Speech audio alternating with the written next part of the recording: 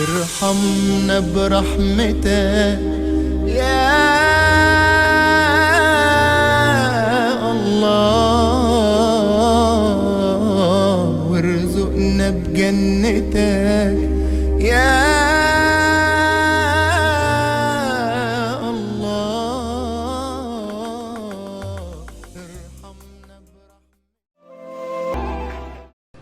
الفاتحة بنية الفتوح والمنوح والرسوخ وصلاح الجسد والقلب والروح وتوبة النسوح. يفتح علينا وعليكم أبواب الخيرات والبركات والمسرات بجاه سيد السادات، ويرزقنا وإياكم الصحة والعافية مع الأرزاق الحسية والمعنوية بجاه خير البرية.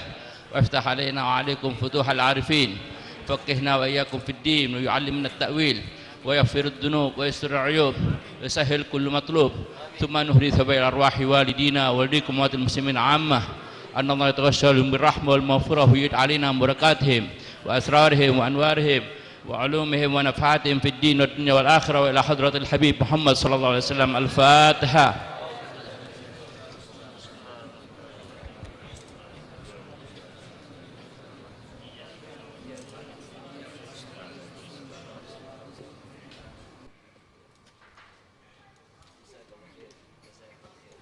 صلى الله على محمد.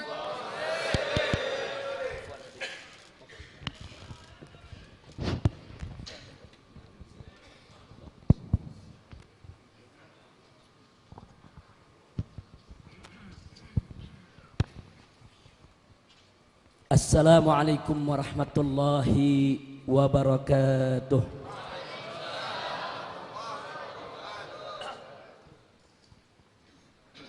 Alhamdulillah, alhamdulillahilladzi arsala rasulahu rahmatan lil alamin. Alhamdulillah, alhamdulillahilladzi ja'ala nabiyyahu khataman nabiyyin. Alhamdulillah, alhamdulillahilladzi yaqulu fi haqqi sayyidil mursalin. Innallaha wa malaikatahu yusalluna 'alan nabi. Ya ayyuhalladzina amanu sallu 'alaihi wa sallimu taslima. Allahumma salli wa sallim wa barik alaih wa ala alihi wa ashabihi. Ashhadu an la ilaha illallah wahdahu la syarika lah, wa ashhadu anna sayyidana Muhammadan abduhu wa rasuluh la nabiyya ba'dah. Ahibba'il kiram, usikum jami'an wa nafsi bittaqwallah wa bita'ati rasulillahi sallallahu alaihi wasallam. Fa nas'alullah subhanahu wa ta'ala an yahdiyana ila siratikil mustaqim wa yaj'alana minal muttaqin wa yudkhilana jannatahu jannatan na'im bihaqqi sayyidil mursalin walhamdulillahi rabbil alamin. Taqabbalallahu minna wa minkum fataqabbal ya karim.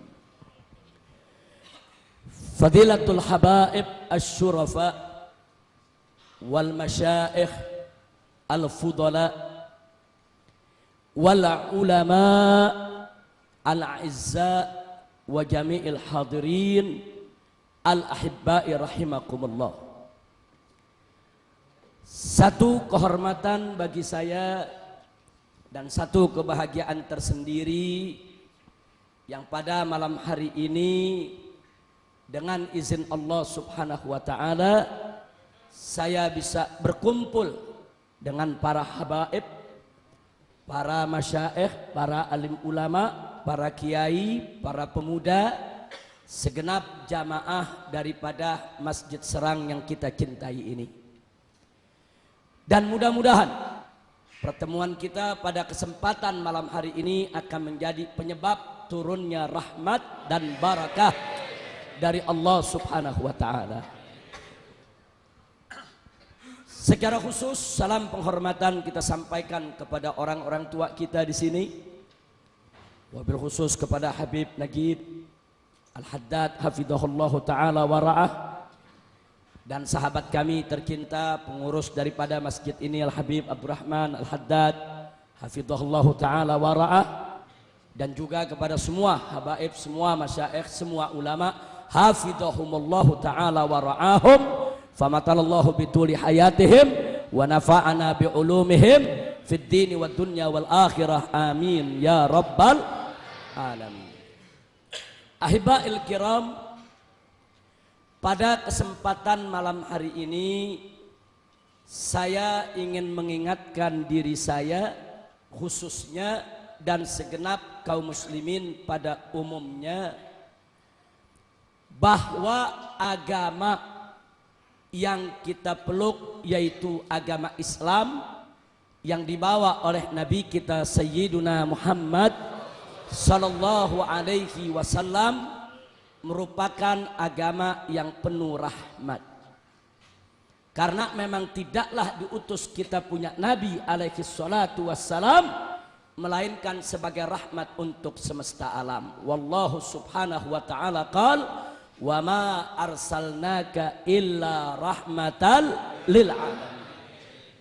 Tidaklah kami utus engkau wahai Nabi, kata Allah. Tidaklah kami utus engkau wahai Rasul illa, melainkan rahmatan, sebagai rahmat lil alamin. Makna alamin masih wallah. Jadi apa saja selain Allah, semua makhluk yang ada di alam semesta ini yang diciptakan oleh Allah, semua masuk dalam makna alamin. Jadi kalau Nabi diutus oleh Allah sebagai rahmat untuk semesta alam, berarti Nabi diutus oleh Allah sebagai rahmat untuk malaikatnya, untuk manusianya, untuk tumbuhannya, untuk hewannya. Tidak peduli apakah manusia yang beriman, bahkan yang kafir sekalipun, saudara. Rahmatan lil alamin. Artinya kalau Nabi diutus sebagai rahmat untuk semesta alam, berarti syariat yang dibawa oleh beliau, ajaran yang beliau bawa, hukum dan aturan hidup yang beliau ajarkan kepada kita semua, kalau dijalankan dengan benar, kalau dijalankan dengan baik, sesuai aturan Allah dan Rasulullah sallallahu alaihi wasallam, niscaya syariat itu akan menebar rahmat ke semesta alam, ibadallah. Jangankan manusia, hewan dan tumbuhan pun tidak akan pernah terzalimi. Jadi kalau sekarang banyak tumbuhan terzalimi, hewan terzalimi, kenapa? Karena syariat Nabi yang tidak ditegakkan. Nah karena itu, secara lebih khusus lagi saya ingin mengajak bahwa golongan umat Islam yang selama ini dari dulu sampai hari ini salafan wa khalafan yang selalu menjaga nilai-nilai rahmat yang diajarkan Islam, tidak lain dan tidak bukan adalah kalangan ahlus sunnah wal jamaah.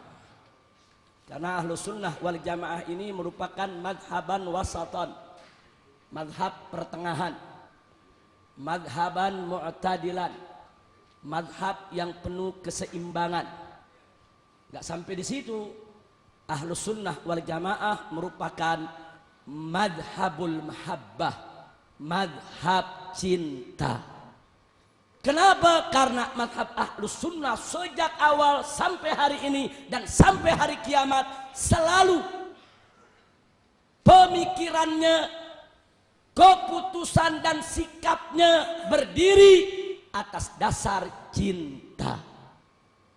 Nah, karena itu pada malam hari ini saya ingin mengajak, ayo mari kita lihat bagaimana ahlus sunnah wal jamaah ini bisa menjadi disebut madhab cinta, saudara. Yang pertama, ahlus sunnah ini merupakan satu madhab yang menjunjung tinggi hubbullah wa rasulih, cinta kepada Allah dan Rasulnya. Yang kedua, hubbul al wal ashab, cinta kepada keluarga Nabi dan para sahabatnya.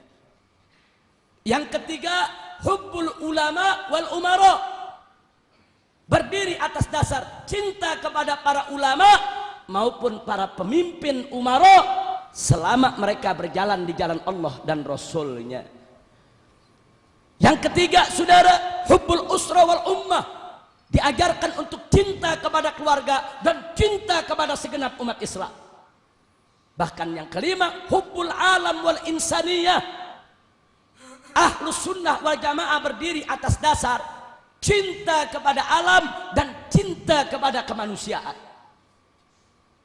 Mari kita urai satu persatu, saudara. Kita mulai dari yang pertama, hubbullah wa rasulih. Allah berfirman dalam Al-Quranul Karim, faqala ta'ala, qul in kuntum tuhibbunallah fattabi'uni yuhibbukumullah. Luar biasa ini firman, saudara. Allah nyatakan kepada nabinya, qul, katakan hai nabi, katakan hai rasul, katakan kepada kau punya umat, in kuntum tuhibbunallah, hei umat Islam, jika kamu sungguh-sungguh betul-betul benar-benar cinta kepada Allah, fattabi'uni, maka ikutilah aku. Maksudnya ikuti nabi, saudara. Yuhibbukumullah, niscaya Allah pasti akan mencintai kamu sekalian. Artinya, saudara, siapa yang mengaku cinta kepada Allah wajib untuk ikut dan patuh kepada aturan Nabi. Jangan ngaku cinta kepada Allah kalau dia tidak ikut kepada Rasulullah Sallallahu Alaihi Wasallam.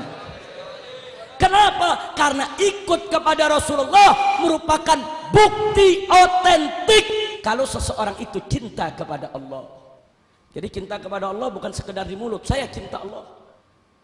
Enggak cukup, saudara, tapi buktikan dengan ikut Nabi. Begitu dia buktikan amaliyahnya sehari-hari, dia ikut ajaran nabinya, itulah bukti otentik, bukti original, bukti yang tidak bisa dipungkiri kalau yang bersangkutan cinta kepada Allah Subhanahu wa ta'ala. Tidak sampai di situ, bahkan ikut kepada Nabi merupakan syarat mutlak untuk mendapatkan cintanya Allah. Karena dalam ayat tadi Allah menyatakan yuhibbukumullah, kalau kamu sudah ikut Nabi, sudah ikuti ajaran Nabi, yuhibbukumullah, niscaya Allah pasti cinta kepada kamu. Jangan mimpi Allah cinta kepada kita, jangan mimpi kita mendapatkan cinta Allah kalau kita tidak ikut Nabi Sallallahu Alaihi Wasallam. Jadi saya ulangi sekali lagi bahwa ikut Nabi adalah bukti cinta kepada Allah. Pada saat yang sama, ikut Nabi adalah merupakan syarat mutlak untuk mendapatkan cintanya Allah. Nah, jadi kalau kita cerita cinta Allah, cinta Nabi, ya jalani. Jadi cinta kepada Nabi pun bukan hanya sekedar kita bersolawat. Cinta kepada Nabi pun bukan hanya sekedar kita mengatakan cinta. Cinta kepada Nabi pun harus dibuktikan. Kita melaksanakan segala perintahnya, kita tinggalkan segala larangannya, semata-mata hanya untuk mendapatkan ridha Allah. Kenapa ini saya tekankan di awal ceramah ini? Karena maaf, di zaman sekarang ini masih banyak orang Islam kalau dikasih tahu hukum, kemudian dikasih dalil dari hadis Nabi, dia nggak puas, saudara. Dia ngotot minta dalil dari Al-Quran. Jadi kalau nggak ada dalil dari Al-Quran, seolah-olah dia nggak mau terima. Sudah dikasih tahu nih dalilnya dari hadis Nabi, dari perbuatan Nabi, dari ucapan Nabi, saudara, dia nggak puas. Tetap dia ngototkan di Al-Quran tidak ada. Kan dalam Al-Quran nggak ada ayatnya. Dia lupa, saudara, bahwa sumber hukum Islam itu tidak hanya terbatas kepada Al-Quran saja. Justru sumber hukum utama setelah Al-Quran adalah sunnah hadis Nabi kita Muhammad Sallallahu Alaihi Wasallam. Kenapa? Karena Nabi ditugaskan oleh Allah untuk menjelaskan isi kandungan Al-Quran. Allah menyatakan dalam Al-Quran, faqala ta'ala wa anzalna ilaika dzikra litubayyina linnas ma nuzila ilaihim wa anzalna ilaika dzikra, kami telah turunkan kepada engkau ya Rasul, hei Nabi, adzikra yaitu Al-Qur'anul Karim. Untuk apa? Litubayyina linnas, untuk kau jelaskan kepada umat manusia manusila ilaihim, apa yang diturunkan kepada mereka. Jadi tugas Nabi adalah bayanun lil Qur'an, untuk menjelaskan isi kandungan Al-Qur'an. Mustahil kita bisa memahami isi kandungan Al-Quran secara sempurna, baik dan benar, kalau kita tidak berpegang teguh kepada hadis Nabi kita Muhammad SAW. Berapa banyak ayat Al-Quran yang mujmalah, ayat Al-Quran yang bicara tentang suatu hukum secara global, seperti Allah menyatakan wa aqimus shalah, dirikanlah salat, tapi Allah tidak pernah menjelaskan bagaimana caranya salat.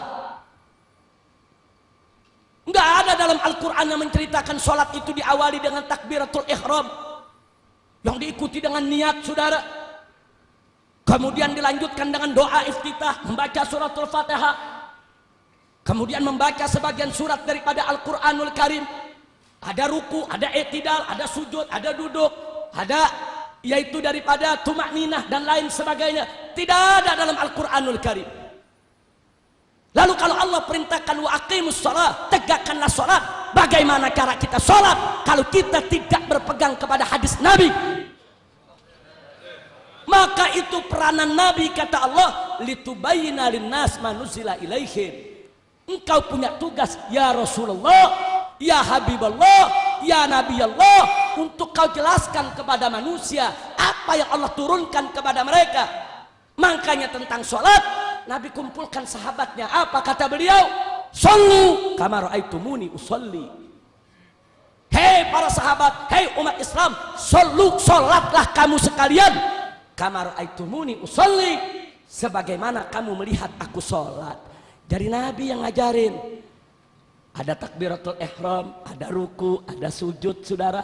Nabi yang jelaskan. Kalau kita terus nggak mau berpegang kepada hadis, hanya berpegang kepada Al-Quran saja, bagaimana cara kita menafsirkan ayat tadi, saudara?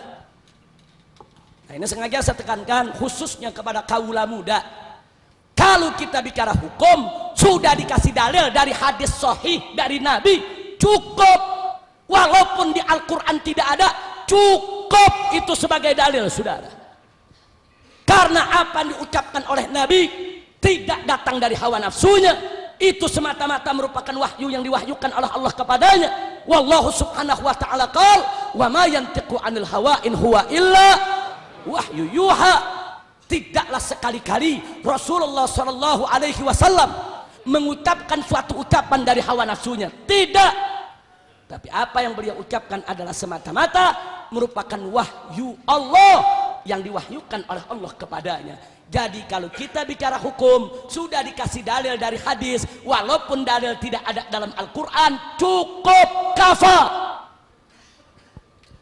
Karena hadis adalah sumber hukum kedua setelah Al-Quranul Karim. Ada lagi di dalam Al-Quran ayat-ayat yang mutlaqah, ayat-ayat yang bicara hukum, tapi nggak ada penjelasan tentang batasannya, saudara.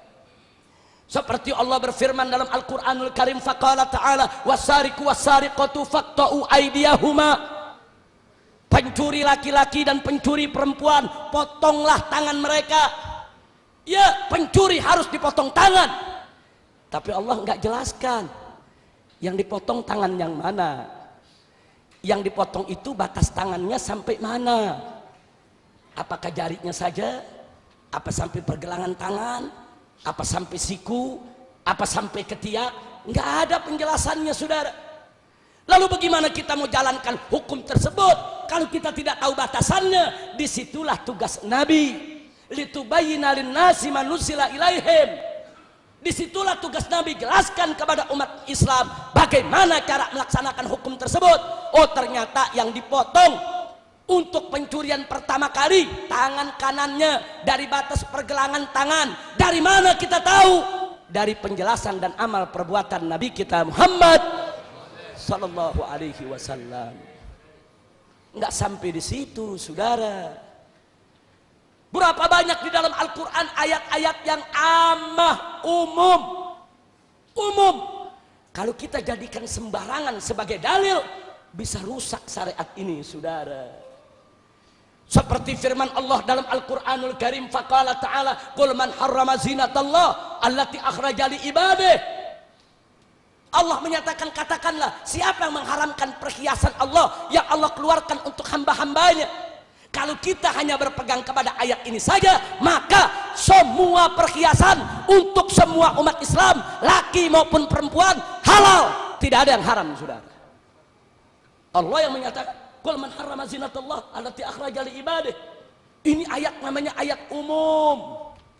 Kalau kita hanya berpegang kepada ayat ini saja, saudara, perhiasan apa saja, termasuk emas dan sutra, bagi perempuan, bagi laki-laki, halal. Tapi suatu ketika Nabi kasih tahu kepada para sahabat, Nabi pegang di tangan kanannya emas, Nabi pegang di tangan kirinya sutra. Kemudian Nabi mengatakan alaihi salatu wassalam, hadani haramani lidzukuri ummati. Kedua benda ini, kedua barang ini, emas dan sutra, haram bagi kaum laki-laki umatku. Subhanallah. Dari situ kita tahu ternyata ayat tadi sifatnya umum. Semua perhiasan halal, kecuali siapa yang mengecualikan? Nabi kita Muhammad sallallahu alaihi wasallam. Kalau kita tidak berpegang kepada hadis, kalau kita tidak ikut Nabi, kalau kita tidak patuh Nabi, kalau kita tidak taat Nabi, maka pengecualian tadi hilang dari benak kita, saudara. Betapa berbahayanya, rusak syariat Islam kalau umat Islam hanya berpegang kepada Al-Quran tapi nggak mau berpegang kepada penjelasan nabinya. Padahal Nabi kita Sayyiduna Muhammad Sallallahu alaihi wasallam adalah manusia yang paling paham, paling mengerti akan isi makna kandungan Al-Quranul Karim. Tidak ada satu manusia pun di atas muka bumi ini, di alam semesta ini, yang lebih paham, yang lebih mengerti apa maksud isi kandungan Al-Quran yang lebih daripada Nabi kita Muhammad Sallallahu alaihi wasallam. Nah, jadi ayat-ayat semacam itu dalam Al-Quran banyak, saudara. Nggak sampai di situ, saudara. Kadang-kadang dalam Al-Quran ada suatu hukum yang nggak berlaku lagi. Kita nggak bakal tahu kalau kita nggak lihat penjelasan Nabi. Lihat dalam surat Al-Baqarah ada ayat wasiat, saudara. Allah kasih tahu umat Islam, kutiba alaikum idza hadara ahadakumul maut in taraka khairan al-wasiyah lil walidaini wal aqrabina bil ma'ruf haqqan 'alal muttaqin. Ini ayat wasiat di mana diwajibkan orang beriman untuk menulis wasiat kalau dia punya harta. Wajib dia tulis wasiat untuk kedua orang tua, untuk kerabatnya, saudara. Wajib. Kalau disebut wajib, berarti kalau nggak dilaksanakan berdosa, saudara. Tapi kemudian turun surat An-Nisa ayat 11 dan 12. Allah ringkikan bagian ahli waris. Berapa untuk anak, berapa untuk ibu, berapa untuk ayah. Kapan ibu dapat 1/6, kapan ibu dapat 1/3. Kapan itu anak perempuan dapat 2/3, kapan dapat setengah, kapan dia dapat separuh daripada saudara laki-lakinya, saudara. Allah jelaskan dalam surat An-Nisa ayat 11 dan 12. Di ayat ke-13-nya Allah nyatakan tilka hududullah. Itu adalah ketetapan Allah, hukum Allah yang tidak boleh dilanggar. Ini ayat waris. Kalau kita nggak pegang hadis, nanti kita bingung yang mana yang mesti dilaksanakan. Wasiatnya wajib, warisnya wajib, saudara. Dua-duanya ayat Al-Quran. Nabi datang untuk menjelaskan. Nabi kasih tahu kepada para sahabatnya, la wasiyata li waris. Tidak ada wasiat untuk ahli waris, illa kecuali biridha'il warathah, kecuali dengan keridhaan para ahli waris. Dari sini kita tahu, oh kalau gitu ayat wasiat sudah batal kewajibannya, saudara. Dari mana kita tahu batal? Nabi yang jelaskan, saudara. Betapa berbahayanya kita mau bicara hukum, menggali daripada Al-Quranul Karim kalau kita tidak melihat penjelasan Nabi? Nanti ayat-ayat yang sudah batal kita berlakukan lagi, saudara. Rusak syariat ini. Itulah peranan Nabi.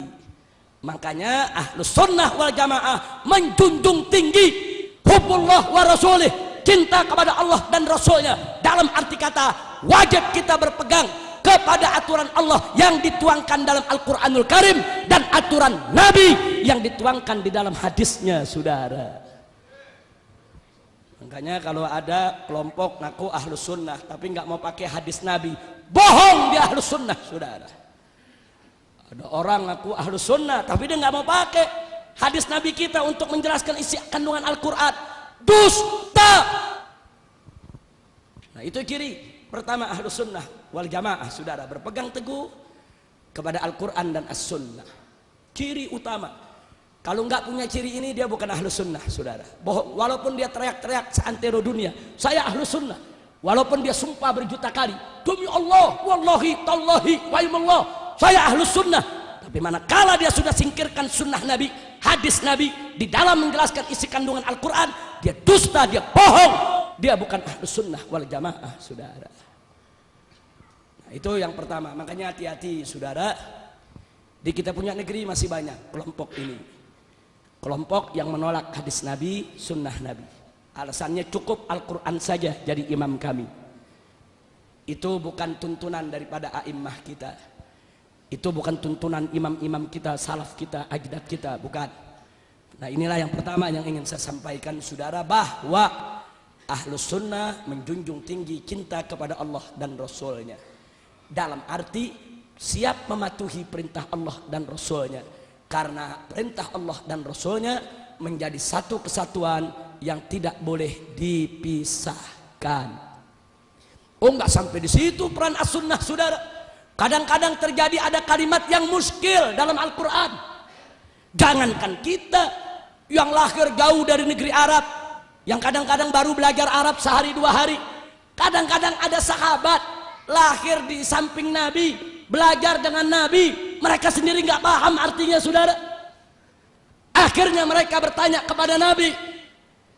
Ini terjadi berkenaan dengan ayat yang menceritakan, saudara, di mana Allah membolehkan kepada orang beriman untuk makan dan minum di malam hari bulan Ramadan. Allah nyatakan, faqala ta'ala, kulu washrabu hatta yatabayyana lakumul khaytul abyadu minal khaytil aswadi minal fajri thumma atimus siyama ilal lail. Sadaqallahul azim. Allah nyatakan apa? Hei orang beriman, kulu washrabu, makanlah kamu, minumlah kamu. Minum di malam hari bulan Ramadan, makan, minum, nggak apa-apa, terusin. Sampai kapan? Hatta yatabayyana lakum, sampai jelas bagi kamu sekalian, al khaytul abyad, benang putih, minal khaytil aswad, dari benang hitam, minal fajri, daripada pagi hari, summa atimus siyama ilal lail. Nah, kalau benang putih dan benang hitam sudah jelas bagi kamu, maka mulailah kamu berpuasa sampai malam. Saudara, begitu ayat ini turun, ada seorang sahabat berusaha untuk menafsirkan sendiri. Pulang ke rumah, kemudian dia ambil gulungan benang putih, dia ambil segulung benang hitam, dia taruh di bawah bantalnya, saudara. Dia tidur, malam bangun sahur. Setelah sahur dia mau tahu, ini udah masuk waktu puasa belum ini? Sudah masuk waktu puasa belum? Bagaimana cara taunya? Ayat Al-Quran kan bilang, hatta yatabayyana lakum, sampai jelas bagi kamu benang hitam dan benang putih. Dia buka bantalnya, dia lihat benang hitam dan benang putih. Digelap, dua-duanya tetap nggak kelihatan. Diterang, ya memang yang manapun bisa kelihatan. Dia nggak paham maksudnya apa, saudara. Ini sahabat belajar dengan Nabi. Besok paginya dia bertanya kepada Rasulullah Sallallahu Alaihi Wasallam. Dia tanya kepada Nabi, saudara. Begitu dia cerita, ya Rasulullah, aku simpan benang hitam dan benang putih di bawah bantal, ya Rasulullah. Nabi senyum, Nabi ketawa, saudara. Apa kata Nabi? Bukan itu maksudnya. Al-khaitul abiyat, yang dimaksud benang putih adalah bayadun nahar, terangnya cahaya siang. Dan yang dimaksud dengan al-khaitul aswad, benang hitam, adalah sawadul lail, kegelapan malam. Jadi pagi hari, saudara, kalau yang belajar ilmu falak, pagi hari coba lihat di ufuk sebelah timur, saudara. Tapi jangan ada halangan, ufuknya cakrawala terbuka. Nah itu kalau gelapnya malam dengan terangnya pagi masih saling mendominasi. Ntar kelihatan gelap, ntar sedikit kelihatan terang, ntar gelap lagi. Itu namanya fajr kadzib. Itu fajar bohong, belum subuh tuh. Nah tapi begitu yang gelap sama yang terang, nah, sudah tidak saling mendominasi.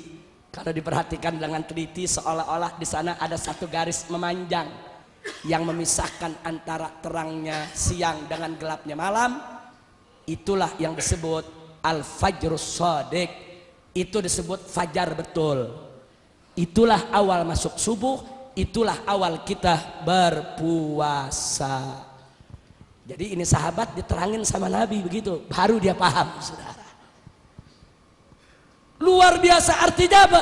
Berarti, saudara, peran Nabi di samping merincikan hukum yang masih global, memberikan batasan kepada hukum yang masih mutlak, memberikan penjelasan tentang adanya pengkhususan dari hukum yang umum, dan memberikan penjelasan tentang terjadinya pembatalan hukum, juga menjelaskan kata-kata yang sulit dipahami oleh bangsa Arab, saudara.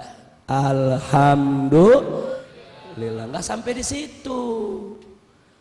Yang terakhir dari bagian nomor 1 ini, saudara, bahwa peran Nabi diantaranya adalah insya ahkamin jadidatin sakata anhal Quran, membangun hukum baru yang belum disebutkan dalam Al-Quran, saudara. Di Quran nggak ada. Seperti apa? Seperti soal akikah, nggak ada dalam Al-Quran. Kurban ada, akikah nggak ada, saudara. Atau seperti soal khitan anak perempuan, di Quran nggak ada. Atau seperti zakat fitrah, zakat ada, zakat mal ada, zakat perkebunan ada, zakat emas ada. Zakat fitrah nggak ada dalam Al-Quran, saudara. Lalu dari mana kita bisa tahu hukumnya? Nabi yang menerangkan kepada umatnya. Jadi salah satu peranan Nabi adalah memberikan penjelasan hukum yang belum ada di dalam Al-Quranul Karim. Yang keenam ini banyak sekali, saudara. Itulah yang tadi saya sebutkan. Kalau nanya hukum kepada kiai, nanya hukum kepada habib, nanya hukum kepada syekh, nanya hukum kepada ulama, dikasih dalil hadis, walaupun tidak ada dalam Al-Quran, selama hadis itu sahih, cukup. Itu merupakan dalil hukum buat kita semua, saudara. Kira-kira jelas tidak? Alhamdulillah. Nah ini ciri ahlu sunnah yang pertama, hubbullah wa rasulih. Nggak ada tawar menawar. Pokoknya kalau udah Allah memerintahkan apa saja kerjain. Kalau udah Nabi yang perintahkan apa saja kerjain. Kalau Allah sudah larang apa saja jauhkan. Kalau Nabi sudah larang apa saja stop, jangan dikerjakan. Allah menyatakan dalam Al-Quranul Karim, faqala ta'ala wa ma'atakumur rasulu fakhudhuhu wa manahakum anhu fantahu. Apa saja yang Nabi berikan kepada kalian, fakhudhu, ambil, amalkan. Wa manahakum anhu fantahu. Dan apa saja yang Nabi larang, stop, jangan dikerjakan, saudara. Alhamdulillah. Selamat datang kepada Habib Alwi Baagil dari Ketapang, Madura. Mudah-mudahan kehadiran beliau dengan rombongan akan semakin banyak rahmat dan barakah yang Allah turunkan kepada kita semua. Amin ya rabbal alamin. Yang kedua, Ahlus Sunnah wal Jamaah adalah madhab mahabbah, madhab cinta.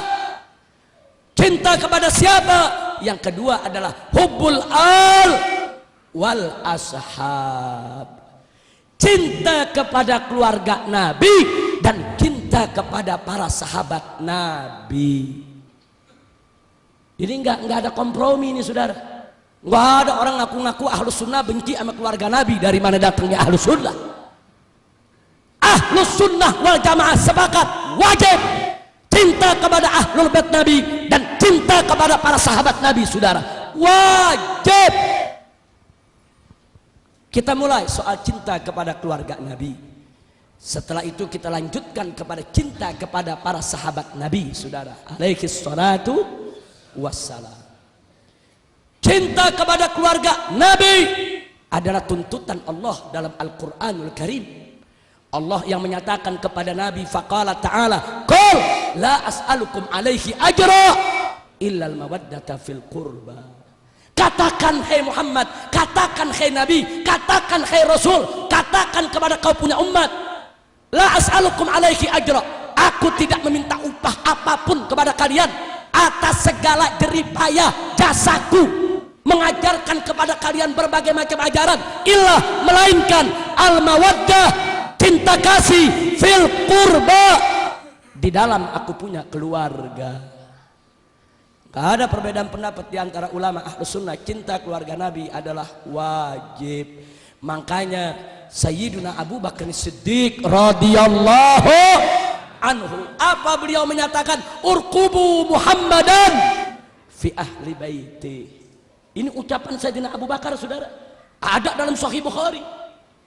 Sayyidina Abu Bakar mengingatkan umat setelah wafatnya Nabi, tatkala beliau menjadi khalifah, beliau katakan, urqubu Muhammadan fi ahli baiti, jagalah kehormatan Nabi Muhammad dengan menjaga keluarganya.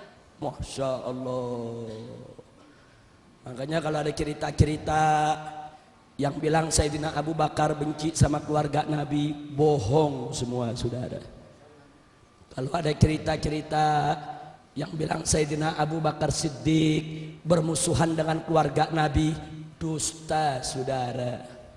Sayyidina Abu Bakar Siddiq radhiyallahu anhu adalah sahabat yang sangat mencintai keluarga Nabi. Kenapa? Karena beliau tahu itu perintah Allah, itu perintah Nabi.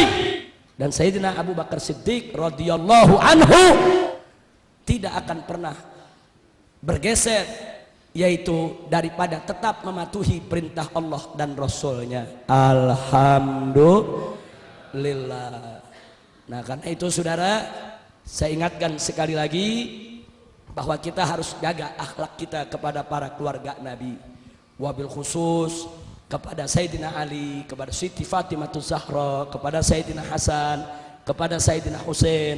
Ini mereka adalah keluarga yang sangat dicintai oleh Nabi Muhammad Sallallahu Alaihi Wasallam. Jadi kalau di luar sana ada yang coba-coba mengatakan Sayyidina Ali begini, Sayyidina Ali begitu, Fatimah Zahra begini, Fatimah Zahra begitu, Sayyidina Hasan begini, Sayyidina Hasan begitu, dia cerita dengan tidak punya adab kepada keluarga Nabi, dusta kalau dia ahlus sunnah wal jamaah saudara. Walaupun dia bersumpah dia ahlus sunnah wal jamaah, walaupun dia bersumpah demi Allah berjuta kali kalau dia ahlus sunnah wal jamaah, tapi manakala dia memusuhi keluarga Nabi, membenci keluarga Nabi, tidak menghormati keluarga Nabi, dia bukan ahlus sunnah. Maka jangan kita dipecah belah saudara. Mencintai keluarga Nabi sampai hari kiamat merupakan kewajiban agama. Apalagi Nabi mengatakan, udzakkirukumullahu fi ahli baiti, aku ingatkan kamu sekalian hai umatku, jaga aku punya keluarga. Nah karena itu saudara, kalau kita sudah tahu begitu, ayo mari kita jaga cinta kita kepada keluarga Nabi, insya Allah. Begitu juga cinta kepada sahabat Nabi saudara, apalagi muhajirin dan ansor yang Allah nyatakan dalam Al-Quranul Karim, faqala ta'ala was-sabiqunal awwalun minal muhajirin wal ansor walladzina tabauhum bi ihsan radhiyallahu anhum wa radu'an. Subhanallah, Allah yang nyatakan dalam Al-Quran was-sabiqunal awwalun, Dan mereka-mereka yang pertama masuk Islam ikut Nabi, minal muhajirin wal ansor, dari kalangan muhajirin dan dari kalangan ansor, walladzina taba'uhum bi ihsan, dan mereka-mereka yang mengikuti muhajirin dan ansor dengan kebaikan. Apa dinyatakan oleh Allah? Radhiyallahu anhum, Allah ridho kepada mereka, wa radu'an, dan mereka juga ridho kepada Allah. Ini yang menyatakan radhiyallahu anhum bukan manusia, saudara, Allah. Jadi kalau kita sebut Sayyidina Abu Bakar Siddiq radhiyallahu anhu, Sayyidina Umar ibn Khattab radhiyallahu anhu, Sayyidina Utsman ibn Affan radhiyallahu anhu, Sayyidina Ali ibn Abi Thalib radhiyallahu anhu, ini bukan bid'ah, saudara. Allah yang menyatakan dalam Al-Quran, wasabiqunal awwalun minal muhajirin wal ansar walladzina tabauhum bi ihsan radhiyallahu anhum wa radu'an. Jadi kita mengikuti apa yang Allah nyatakan dalam Al-Quran. Allah yang menyatakan, Allah ridho dengan muhajirin, Allah ridho kepada ansar. Kalau Allah ridho kepada mereka, maka tidak ada pilihan bagi kita kecuali kita juga wajib ridho kepada mereka, saudara. Alhamdulillah. Jadi hati-hati, saudara, hati-hati. Ini zaman penuh fitan. Penuh fitan. Banyak orang-orang yang tidak punya malu sekarang ini, saudara. Menceritakan tentang keluarga Nabi, menceritakan tentang istri Nabi, menceritakan tentang sahabat Nabi, saudara. Betul, para sahabat Nabi tidak maksum. Betul, keluarga Nabi juga tidak maksum. Betul, muhajirin dan ansor tidak maksum. Betul, mereka juga manusia yang punya kesalahan. Tapi kedudukan mereka tidak sama dengan kedudukan kita. Ridho yang mereka dapatkan dari Allah untuk mereka tidak sama dengan apa yang kita dapatkan dari Allah. Jasa-jasa mereka saat memperjuangkan Islam bersama Nabi tidak akan pernah bisa kita tandingi, saudara. Dan hati-hati, saudara, satu hal saja ingin saya ingatkan, bahwa para sahabat Nabi alaihi salatu wassalam adalah naqalatul Quran was sunnah. Mereka itu adalah pembawa, penyampai, penukil Al-Quran dan sunnah kepada kita. Bagaimana itu Al-Quran dari Nabi sampai kepada kita? Lewat sahabat. Bagaimana itu hadis dari Nabi sampai kepada kita? Lewat sahabat. Nah, sekarang ada orang mentajrih Nabi nggak bisa, meragukan kebenaran sabda Nabi nggak bisa. Tapi bagaimana caranya supaya sabda Nabi itu diragukan? Ragukanlah para sahabatnya. Ini yang berbahaya, saudara. Jadi kalau sudah sahabat Nabi kita tidak percaya, kita curigai, lalu bagaimana dengan Al-Quran dan hadis yang dari Nabi kepada kita lewat mereka? Kalau para sahabat Nabi tidak bisa dipercaya, kalau para sahabat Nabi patut dicurigai, kalau para sahabat Nabi tidak jujur dan amanat, berarti Al-Quran dan hadis yang sampai kita penuh kecurigaan, saudara. Hati-hati, hati-hati, saudara. Ya, mereka punya salah, tapi kesalahan mereka bukan untuk kita pergunjingkan, berbahaya. Ya betul, mereka punya salah, tapi kesalahan mereka bukan untuk kita besar-besarkan, berbahaya. Nanti kalau sahabat Nabi sudah tidak dipercaya, kalau umat Islam sudah seenaknya, semau-maunya bicara tentang sahabat Nabi, mencaci maki sahabat Nabi, lalu siapa yang bisa dipercaya menyampaikan Al-Quran dan hadis kepada kita? Al-Quran dari Nabi sampai kepada kita lewat sahabat, hadis dari Nabi sampai kepada kita lewat sahabat. Karena itu, saudara, ulama mengamanatkan kepada kita, hati-hati bicara tentang para sahabat Nabi, hati-hati. Bukan kita nggak boleh mengkaji sejarah, boleh. Sejarah harus dikaji, sejarah harus digali. Bukan nggak boleh kita tahu tentang kesalahan ijtihad mereka, boleh. Tapi kesalahan ijtihad sebagaimana kita ketahui, saudara, seorang mujtahid bila berijtihad salah, dia masih tetap dapat pahala 1. Kalau benar dia dapat pahala 2. Tanamkan husnudzon kepada keluarga Nabi dan para sahabatnya. Jadi jangan kita membangun madhab atas dasar suudzon. Jangan kita mendirikan madhab atas dasar curiga, atas dasar bughut, hikit, benci, iri, dengki. Madhab Ahlus Sunnah berdiri atas dasar cinta, saudara. Cinta kepada Allah dan Rasulnya, cinta kepada keluarga Nabi dan para sahabatnya. Alhamdulillah. Nggak ada. Kita nggak diajarkan untuk membangun mazhab kita atas dasar benci, iri, dengki, caci maki, saudara. Nggak ada. Nah, untuk itu mari kita lihat bagaimana Sayyidina Ali ibn Abi Thalib radhiyallahu anhu ketika berhadapan dengan kalangan Khawarij. Ini Khawarij nggak tanggung-tanggung, saudara. Bukan hanya mencaci maki Sayyidina Ali, bahkan mengkafirkan Sayyidina Ali. Mereka kafirkan depan Sayyidina Ali, mereka kafirkan Sayyidina Ali, itu kafir kata mereka. Bukan hanya sampai mengkafirkan, bahkan mereka menghalalkan darah Sayyidina Ali untuk ditumpahkan, saudara. Sayyidina Ali ketemu sama mereka. Sayyidina Ali dengar bagaimana mereka mencaci maki Sayyidina Ali, mengkafirkan Sayyidina Ali, menghalalkan darah Sayyidina Ali. Kemudian Sayyidina Ali ditanya oleh para sahabatnya, bagaimana nih mereka hukumnya? Apa mereka kafir? Apa mereka munafik? Apa jawab Sayyidina Ali? Hum ikhwanuna bagaw alaina. Subhanallah. Mereka saudara kita, cuma mereka membangkang kepada kita. Subhanallah, jawaban yang penuh adab, jawaban yang penuh akhlak, jawaban saudara yang penuh tata krama luar biasa. Saya mau tanya jujur, kalau anda di zaman sekarang ketemu orang depan muka anda mengatakan lu kafir, lu boleh dibunuh, kira-kira bagaimana anda bilang? Anda ditanya tuh orang bagaimana, ngafirin lagi ya? Lu ketika lu yang kafir, kan begitu. Dia udah ngafirin kita, ngalarin darah kita, saudara. Enggak, Sayyidina Ali enggak mengatakan mereka kafir, tidak. Bahkan Sayyidina Ali mengatakan kepada mereka, kami tidak larang kalian sholat di masjid kami. Kami tidak larang kalian berkumpul dengan kami. Dan kami tidak akan angkat senjata kepada kalian selama kalian tidak angkat senjata kepada kami. Subhanallah.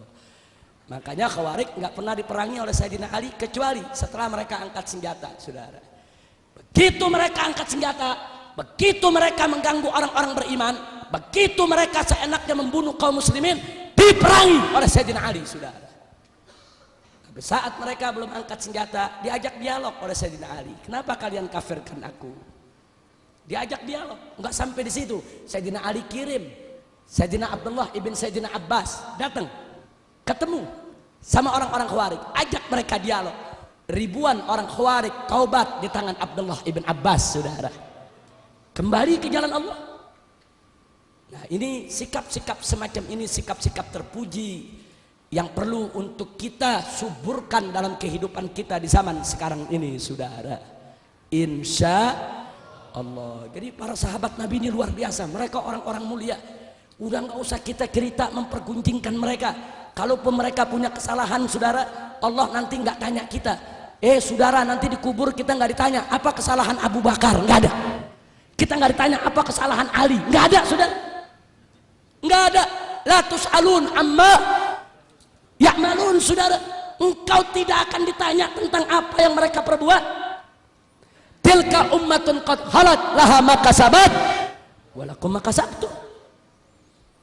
Nah, jadi ini akhlak daripada Ahlus Sunnah wal Jamaah. Jadi Ahlus Sunnah itu akhlaknya luar biasa, nggak mau sembarangan main kaki maki sahabat, mempergunjingkan sahabat, nggak ada, saudara. Akhlak kita jaga. Nah, di zaman sekarang ini kan jadi fitnah, apalagi ini zaman Twitter, zaman Facebook. Itu kalau udah di Twitter, di Facebook, innalillahi wa inna ilaihi raji'un, seenak-enaknya orang Ada yang mencaci maki Siti Aisyah, ada yang mencaci maki Siti Hafsah. Emang mereka pikir siapa, saudara? Sayyidatuna Aisyah radhiyallahu taala anha adalah salah satu daripada istri Nabi yang tercinta, daripada ummahatul mukminin. Kalau ada yang mengatakan sahabat Nabi jelek, istri Nabi jelek, berarti mengatakan Nabi kita istrinya jelek. Berarti mengatakan Nabi nggak becus pilih istri. Masya Allah. Apa kita lebih hebat dari Nabi alaihi salatu wassalam? Allah tidak akan biarkan kalau ada perempuan tidak benar berdiri di sisi Nabi, saudara. Jadi kalau kita katakan sahabat Nabi yang A, yang B, yang C, yang D, ini semua rusak, berarti Nabi sahabatnya orang rusak. Berarti Nabi nggak becus pilih teman. Na'udzubillah min dzalik, nastaghfirullahal azim. Saya mau tanya semua yang ada di sini, Nabi kita mulia tidak? Nabi mampu tidak pilih istri? Nabi mampu tidak pilih sahabat? Nabi bisa membedakan orang baik dan orang jahat tidak? Takbir. Sallu ala Nabi. Hati-hati saudara, hati-hati. Kalau Anda punya kritik terhadap 1-2 sahabat, bukan nggak boleh, bukan. Tapi sampaikan kritik itu dengan ilmu, dengan adab, dengan argumentasi, dan dengan tetap husnudzon, bukan dengan suudzon, bukan dengan kebencian, bukan dengan hikit, bukan dengan bukut, bukan dengan iri dan dengki. Bukan, kita nggak ada apa-apanya dibandingkan dengan para keluarga Nabi yang dulu berjuang dengan Nabi, dan dibandingkan dengan para sahabat Nabi yang dulu banyak berkorban untuk Allah dan Rasulnya. Mudah-mudahan Allah memberikan petunjuk kepada kita dan kepada semua saudara-saudara kita. Amin ya rabbal alamin. Jadi kalau sekarang kita dengar ada orang ingin mengkritik para sahabat Nabi, saudara, kewajiban kita untuk berdakwah kepada mereka. Ajak, ayo kita bicara, ayo duduk bareng. Hat burhanakum in kuntum shadiqin. Ayo tunjukkan apa kau punya dalil, apa kau punya argumentasi. Mari, kalau memang kau benar, tunjukkan argumentasimu, tunjukkan dalilmu. Nah, ini saatnya para ulama, para habaib, para masyaikh, para kiai yang punya ilmu nggak boleh diam, saudara. Nggak boleh. Jadi kalau ada sahabat dihina, istri Nabi dihina, keluarga Nabi dihina, saudara, ulama mesti bicara. Karena ulama yang punya dalil, karena ulama yang tahu dalil, karena ulama yang tahu argumentasi. Jelaskan kepada umat. Mungkin yang ngeritik itu nggak paham, cuman ikut-ikutan. Mungkin yang nyela tadi nggak ngerti, cuman ikut-ikutan. Yuk kita ajak. Kenapa kau bilang Sayyidina Ali begini? Kenapa? Apa dalilmu? Kenapa kau katakan Siti Fatimah begini? Kau baca kitab apa? Kenapa kau katakan Siti Aisyah begini dan begitu? Apa sih argumentasimu? Tanya. Beri kesempatan dia bicara, saudara. Oh, saya baca di buku begini. Coba mana bukunya? Ayo sama-sama kita lihat. Nih, saya juga punya buku nih. Ini cerita yang sebenarnya. Itu cerita nggak benar. Jadi orang insya Allah akan sadar kembali ke jalan yang benar, saudara. Insya Allah. Nah, jadi ini tugas ulama. Tapi kalau yang bukan ulama jangan sok berdebat. Kalau nggak tahu sok berdebat lagi. Ya akhirnya tonjok-tonjokan, saudara. Jangan, kalau nggak punya dalil bukan ulama udah diam. Serahkan aja kepada ulamanya, biarkan ulamanya menjelaskan kepada umat. Insya. Maka itu saya mau tanya semua yang ada di sini, siap cinta kepada Allah, siap cinta kepada Rasul, siap cinta kepada Ahlul Bait, siap cinta kepada para sahabat. Takbir. Sallu ala Nabi. Allahumma salli wa sallim alaihi. Yang ketiga, Ahlus Sunnah wal Jamaah membangun madhabnya atas dasar hubbul ulama wal umara, cinta kepada ulama dan penguasa. Tapi jangan salah paham, cinta kepada penguasa bukan berarti ngejilat pemerintah, bukan. Nah, ini kadang-kadang di pojok salah paham, kok ulama umara dicintai. Nah, maksudnya cinta kepada ulama dan umara selama mereka berjalan di jalan Allah dan Rasulnya. Makanya kita mau kasih tahu pemerintah beruntung Indonesia ini mayoritas ahlus sunnah wal jamaah. Pemerintah beruntung karena ajaran ahlus sunnah itu kita mesti tunduk sama pemerintah. Kita nggak boleh lawan pemerintah, saudara, kecuali kalau pemerintah sudah keluar dari jalan Allah dan Rasulnya. Jadi sebetulnya pemerintah di Indonesia enak, udah jangan langgar syariat, titik, rakyat wajib taat, selesai, saudara. Ini kan kadang-kadang yang jadi masalah kan pemerintahan yang langgar syariat. Ini yang jadi persoalan, saudara. Padahal dengan penduduk mayoritas ahlus sunnah wal jamaah, pemerintah Indonesia diuntungkan karena bagian daripada ajaran ahlus sunnah wal jamaah tidak boleh sembarangan untuk kita menggulingkan suatu pemerintahan, saudara, kecuali sangat darurat. Bahkan Nabi pernah sampaikan kepada para sahabatnya, nanti akan datang suatu zaman, kalian ini, hai umat Islam, akan dipimpin oleh orang-orang yang buruk akhlak, jelek tingkah lakunya. Kemudian sahabat bertanya, apa kita gulingkan dia ya Rasulullah? Apa kita angkat senjata, kita berontak, kita gulingkan? Apa jawab Nabi? La maqamas shalah. Jangan, selama dia masih mendirikan sholat. Kalau udah nggak sholat baru rubuhin, saudara. Kalau dia masih sholat, jangan dulu, kasih nasihat, kasih peringatan. Nah, ini yang perlu kita sampaikan. Jadi sebetulnya ahlus sunnah wal jamaah itu indah. Kita bukan teroris, kita bukan pembangkang, bukan. Kita nggak pernah mau lawan pemerintah, enggak. Kita nggak pernah mau gulingkan pemerintah, tidak. Kita bukan politisi, kita hanya menginginkan pemerintah kita tunduk kepada hukum Allah dan Rasulnya. Insya Allah. Begitu juga ulama. Wajib umat Islam patuh kepada ulamanya, cinta kepada ulamanya. Bagaimana tidak? Allah nyatakan dalam Al-Quranul Karim, faqala ta'ala, yarfa'illahu alladhina amanu minkum walladhina utul ilma darajat. Allah meninggikan kedudukan orang-orang beriman di antara kamu dan orang-orang yang memiliki ilmu. Allah tinggikan kedudukan mereka beberapa derajat. Kalau ulama ditinggikan derajatnya oleh Allah, maka umat Islam wajib meninggikan derajat para ulama sebagaimana Allah meninggikan derajat mereka. Wajib umat Islam memuliakan para ulama sebagaimana Allah memuliakan mereka, saudara. Dan Nabi mengatakan dalam satu hadis, atau kama qala Nabi sallallahu alaihi wasallam, al ulama warasatul anbiya. Ulama itu adalah pewaris Nabi. Maka itu, saudara, tunduk kepada ulama dan umara wajib, tapi dengan syarat selama ulama dan umaranya berada di jalan Allah dan Rasulnya. Makanya dalam Al-Quran Allah berfirman, faqala ta'ala, ya ayyuhalladzina amanu ati'ullah wa ati'ur rasul wa ulil amri minkum. Hei orang-orang yang beriman, ati'ullah, taatilah Allah, wa ati'ur rasul, dan taatilah Rasul. Tapi begitu ulil amri, Allah nggak katakan wa ati'u ulil amri, enggak, diatofkan saja wa ulil amri minkum. Ada rahasia apa? Ati Allah, taatilah Allah. Artinya taat kepada Allah mutlak, tanpa kompromi. Allah suruh apa aja kerjain, Allah larang apa saja tinggalkan, nggak boleh tawar menawar. Wa ati'ur rasul, dan taatilah Rasul. Taat Rasul juga mutlak, nggak boleh tawar menawar. Apa aja yang Nabi ajarkan kerjain, titik, nggak ada tawar menawar. Giliran ulil amri, Allah nggak mengatakan wa ati'u ulil amri, enggak. Allah atafkan wa ulil amri minkum.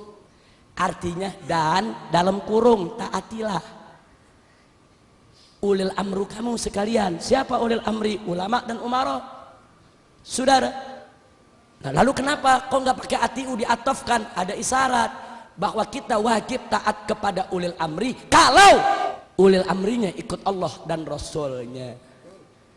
Kalau ulil amri baik ulama ataupun umara tidak ikut Allah, tidak ikut Rasulnya, haram untuk kita ikut kepada mereka. Jadi karena itu saudara, taat kepada Allah mutlak, taat kepada Rasulullah mutlak, taat kepada ulama dan umara bersyarat, tidak mutlak saudara. Syaratnya mereka ikut Allah dan Rasulnya. Mudah-mudahan ulama dan umara kita ikut Allah dan Rasulnya. Dan saya juga ingin ingatkan bahwa ulama-ulama yang hak tidak akan pernah bisa berdampingan dengan ulama-ulama batil sampai hari kiamat. Hak dan batil akan selalu berperang, bertempur, saling menjatuhkan saudara. Nah, manakala hak dan batil bertempur, kita umat Islam wajib mendukung yang hak. Habib dengan Habib ribut, lihat yang satu hak, yang satu batil, yang dibela yang mana? Hak. Kiai sama kiai ribut, lihat mana yang hak, mana yang batil, yang dibela yang mana? Hak. Ada kiai hak, habibnya batil, bela yang mana? Bela kiai. Ada habib hak, kiai batil, bela yang mana? Bela habib. Bukan karena habibnya, karena hak. Ada kiai hak, ulama hak, umaro batil, bela yang mana? Ulama. Tapi ini dibalik, umaronya hak, ulamanya batil, bela yang mana? Umaro. Jadi kuncinya hak atau batil saudara. Makanya saya pernah ditanya, Habib Rizik mau ditanya, apa pertanyaannya? Kiai sama kiai boleh berantem nggak? Saya jawab wajib. Yang nanya kaget, kok wajib Habib? Ya bu, ya kiai sama kiai wajib berantem. Kalau kiai yang satu hak, yang satu batil, wajib. Tapi kalau kiainya sama-sama hak, haram mereka bertikai saudara. Kalau habibnya sama-sama hak, haram mereka bertikai saudara. Kira-kira jelas gak? Jangan ntar pulang dari sini kata Habib Rizik kiai sama kiai mesti berantem.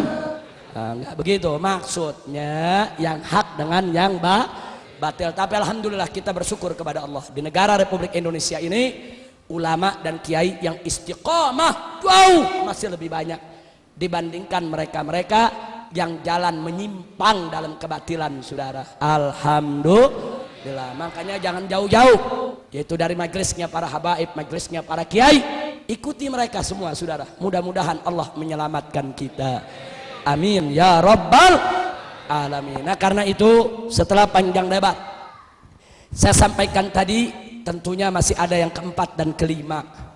Yang keempat dan kelima saya tidak bahas lagi saudara, tapi saya hanya sekedar mengingatkan, Ahlus Sunnah wal Jamaah wajib cinta kepada kedua orang tuanya, cinta kepada keluarganya, dan cinta kepada segenap umat Islam. Kenapa ini saya tekankan soal orang tua? Sebab zaman sekarang ada kelompok-kelompok yang mengatakan sangat Islam tapi kurang ajar sama orang tua sudah. Jadi kalau orang tuanya dianggap bukan kelompok dia, nggak ada urusan. Bagi dia gurunya lebih hebat dari orang tuanya. Kadang-kadang saudara, dia tidak menghormati orang tua, sampai-sampai anak perempuan yang ikut majelis tersebut mau kawin, cukup ustadznya aja yang kawinin, nggak ada urusan sama bapak sama ibunya. Oi, Ahlus Sunnah wal Jamaah wajib kita junjung tinggi kedua orang tua kita saudara. Jangankan orang tua yang beriman kepada Allah, yang muslim, sampai kedua orang tua kafir saja nggak boleh kita kurang ajar. Ini didikan Ahlus Sunnah wal Jamaah saudara. Orang tua taruh di kepala, selama orang tua kita tidak memerintahkan kita maksiat kepada Allah, wajib untuk kita ikuti, kita patuhi saudara. Orang tua kita itu kunci kita masuk surganya Allah. Ridallah fi ridal walidain. Ridho Allah itu ada di ridho kedua orang tua.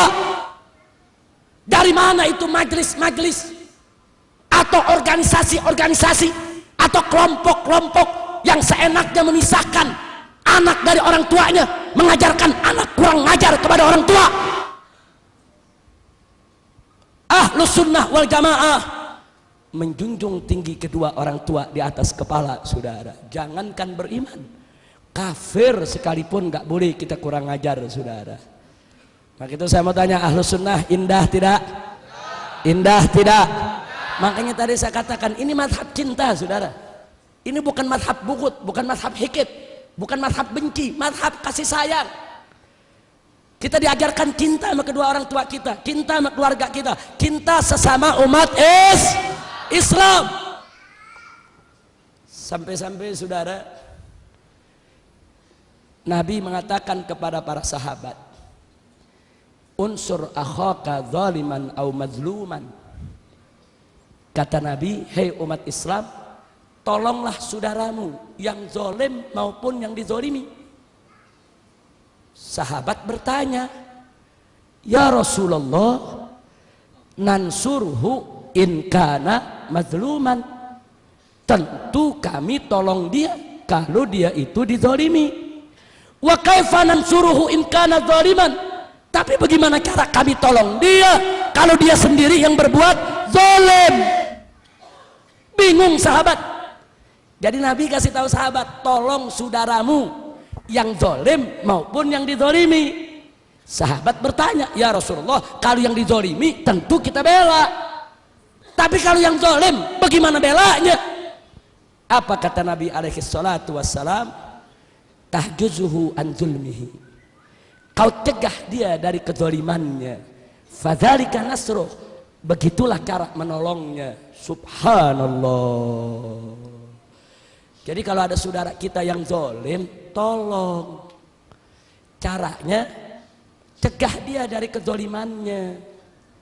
Ada saudara kita nenggak minuman keras, jangan ditinggal, tolong. Bagaimana nolongnya? Cegah dia, jangan sampai dia menenggak minuman keras.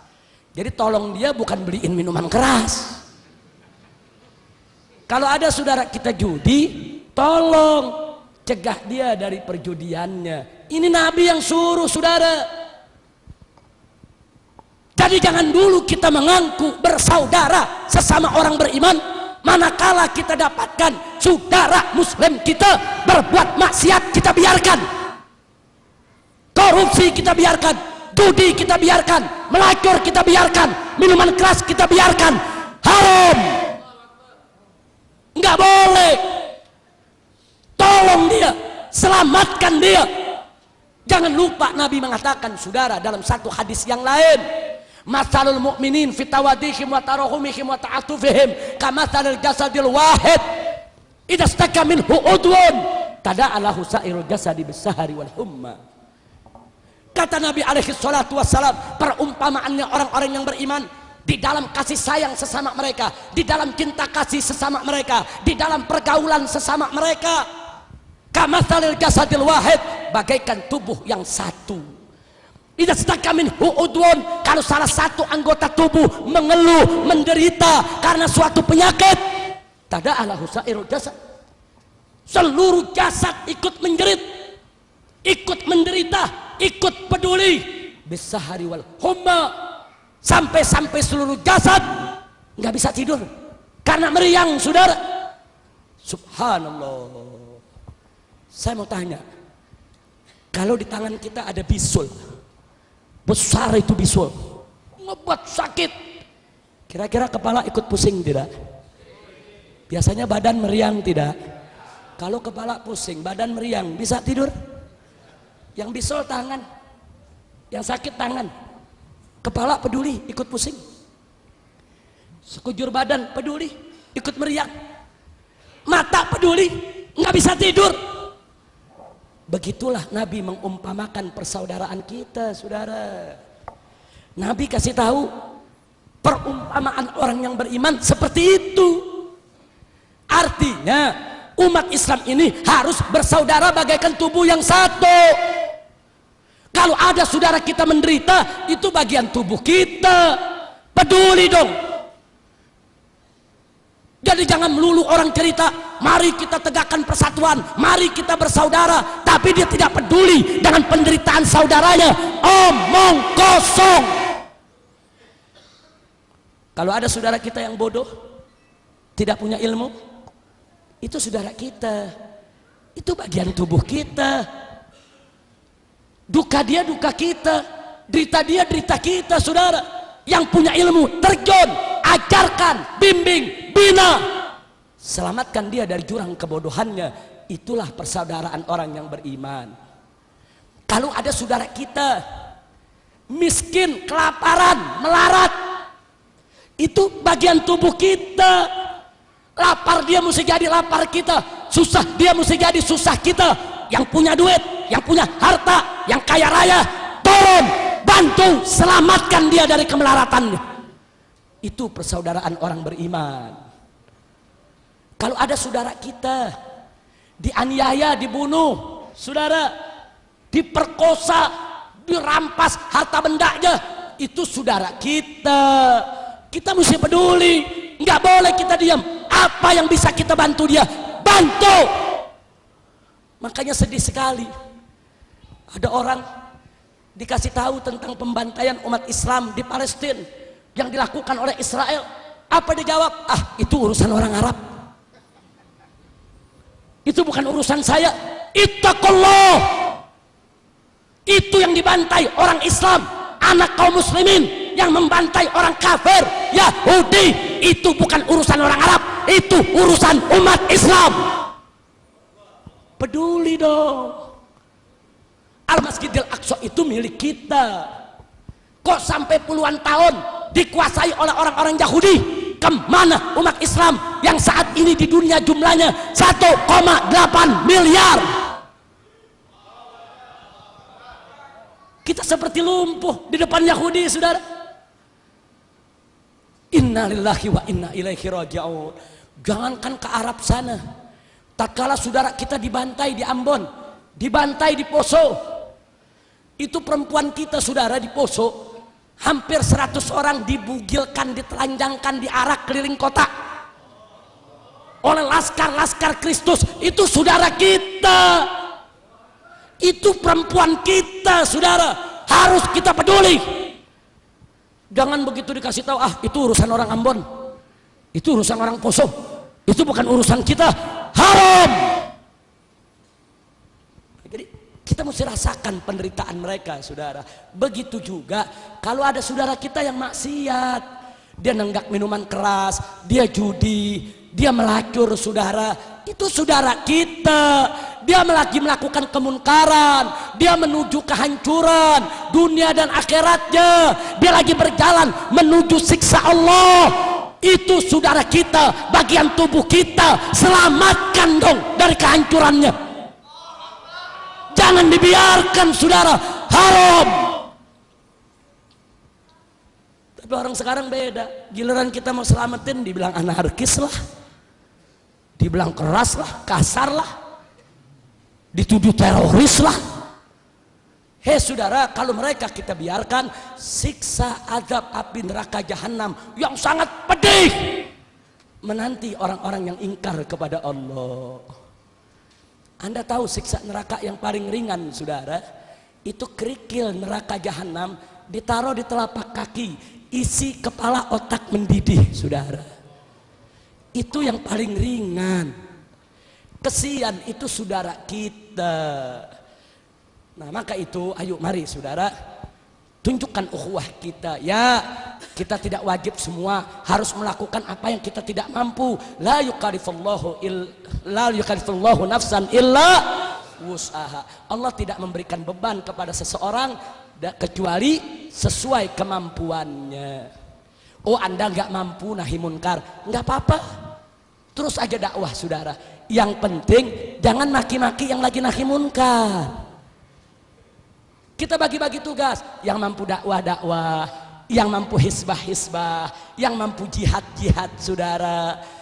Memang tidak semua orang, ada orang bagus dakwahnya, saudara, tapi begitu hisbah amar ma'ruf nahi munkar, dia tidak punya kemampuan. Kenapa? Mungkin karena faktor kesehatannya, mungkin karena faktor usianya, atau mungkin karena faktor prioritas pilihan perjuangan. Dia kiai pimpinan pondok pesantren, muridnya ada 20.000. Kalau dia ikut amar ma'ruf nahi munkar, besok ditangkap di penjara. Bagaimana santri yang 20.000? Oh kalau begitu dia nggak usah ikut, cukup diajar santrinya saja. Nggak apa-apa, saudara. Bagi tugas. Bagi tugas. Ini jangan yang dakwah penuh kelembutan, lupa diri, nyala-nyalain yang amar ma'ruf nahi munkar. Apa tuh amar ma'ruf nahi munkar begitu tuh? Keras, kasar, bukan cara Nabi. Oh. Itu teroris. Begitu juga saudara, orang yang amar ma'ruf nahi munkar, yang jihad banyak, tapi dia nggak mampu dakwah dengan lembut. Nah tiap hari kerjaannya perang, disuruh lembut nggak bisa, disuruh ceramah aja dia teriak-teriakan. Memang udah begitu modelnya. Nggak apa-apa, teruskan jihadnya, teruskan amar ma'ruf nahi munkarnya. Lalu bagaimana dakwah yang penuh kelembutan? Serahkan kepada ahlinya. Kan banyak orang-orang yang ahli dalam kelembutan, dalam kearifan, dalam kebijakan. Bagi-bagi tugas saudara. Jangan yang jihad sok jago, dia merasa dirinya paling hebat, paling benar, paling berani. Sementara kiai yang dakwah dengan lembut dihina. Apa tuh kiai lembut-lembut kayak kue apem? Ada gak yang model begitu? Ada, dia hina saudara. Sombong, sok jago. Nggak boleh saudara. Kadang-kadang di masjid yang dibuka kitab soal toharoh, ditelak media.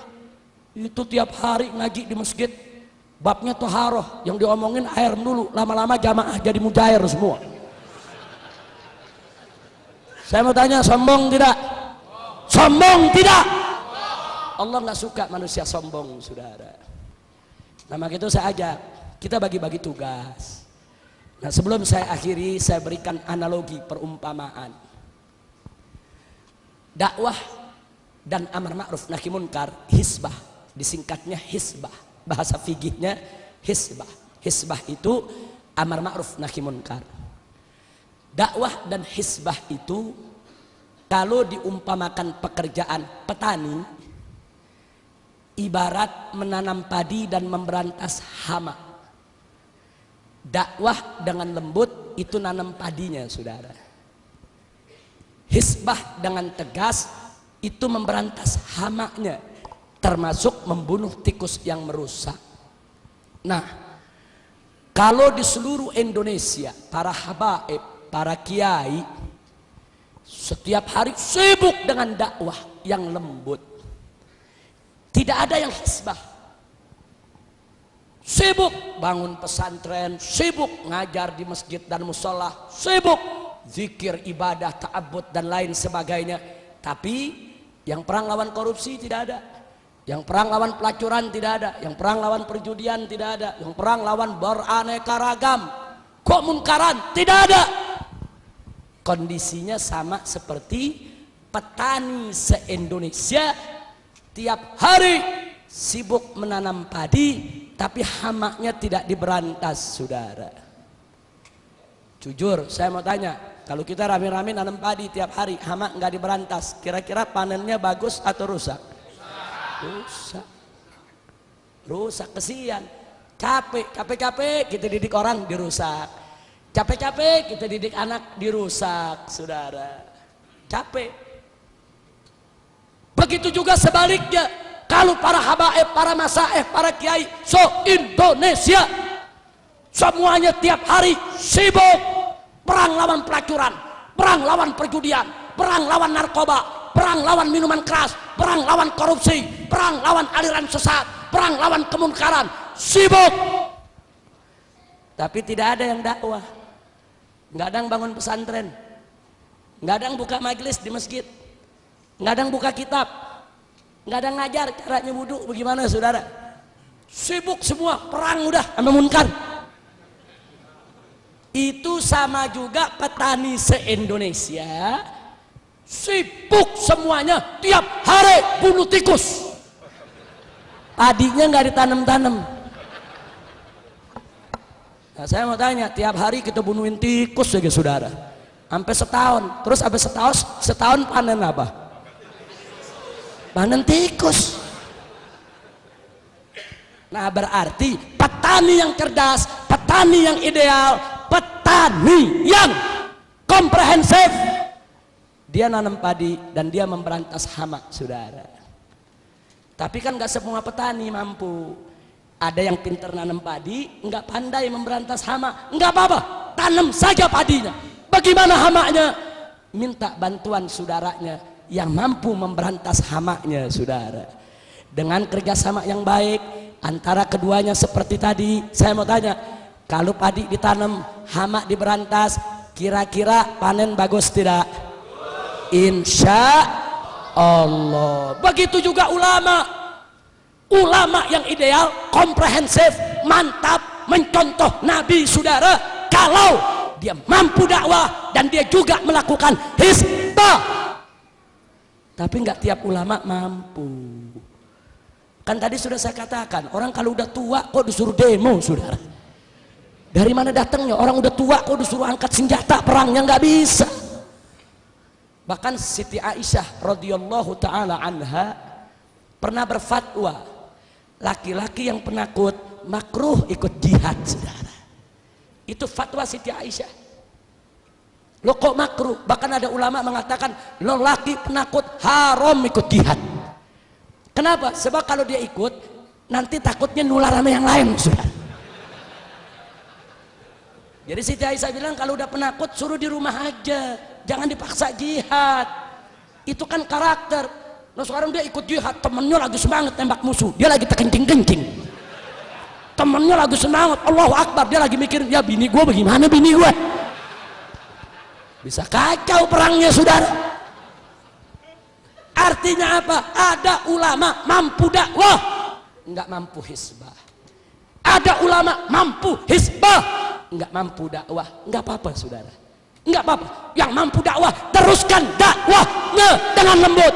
Tapi tolong doakan saudara-saudaranya yang sedang melakukan hizbah. Begitu juga sebaliknya, yang hizbah dengan tegas teruskan. Tapi jangan lupa juga di sela-sela ibadahnya doakan, beri dukungan kepada ulama-ulama yang dakwahnya dengan penuh kelembutan. Indah tidak? Indah tidak? Jadi kalau ulama dengan ulama saling kerjasama menyempurnakan, saudara, kira-kira kita bisa jaya tidak? Bisa menang tidak? Karena itu saya mau tanya, siap bersatu? Siap berjuang bersama? Siap saling menghormati? Takbir! Sallu ala nabi. Allahumma salli wa sallim wa barik alaih. Ini udah jam berapa nih? Ngomong terus-terus sampai subuh urusannya. Masya Allah, kira-kira yang saya sampaikan jelas tidak? Ya bukan, kalau kita mau cerita panjang sampai subuh juga nggak habis.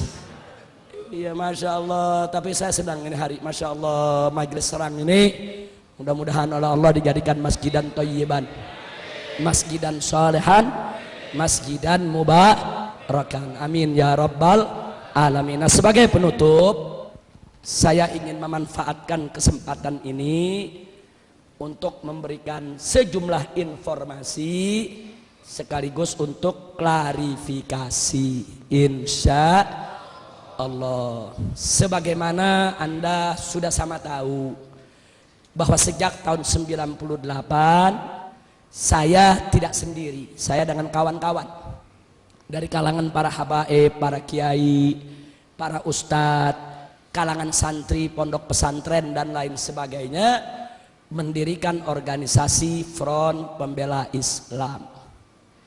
FPI ini bukan partai politik.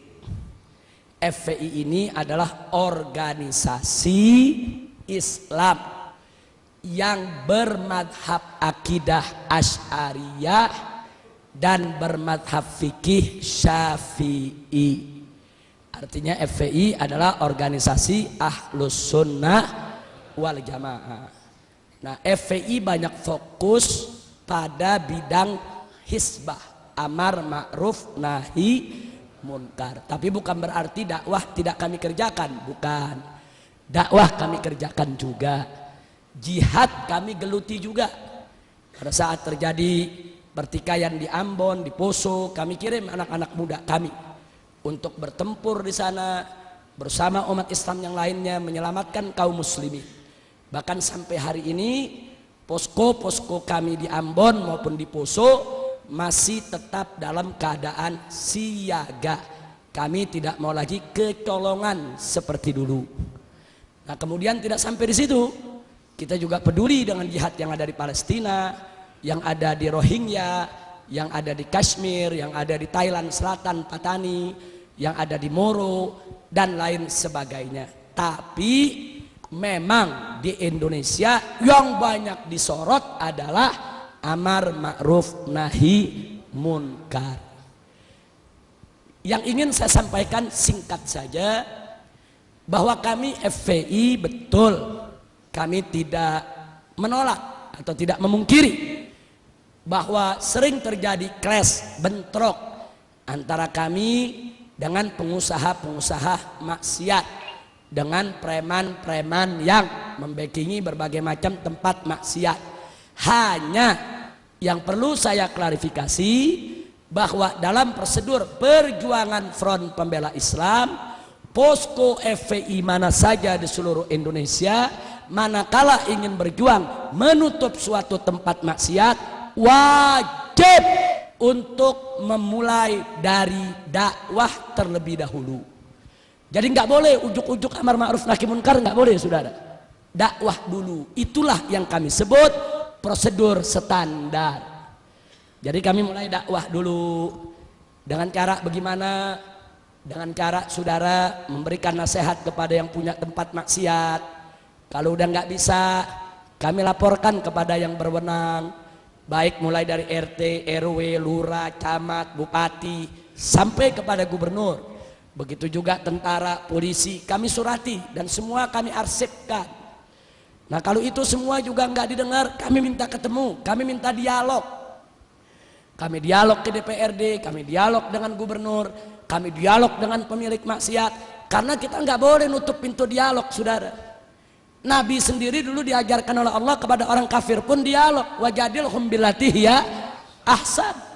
Nabi disuruh dialog, sama orang kafir aja kita mesti dialog. Apalagi yang bukan kafir, saudara. Wajib untuk dialog. Nah, kalau dialog-dialog ini tidak membuahkan hasil, kami mengambil jalan lain, yaitu dengan melakukan demo. Demo itu pilihan berikut. Nggak ada ujuk-ujuk demo, saudara. Demo itu maksudnya unjuk rasa.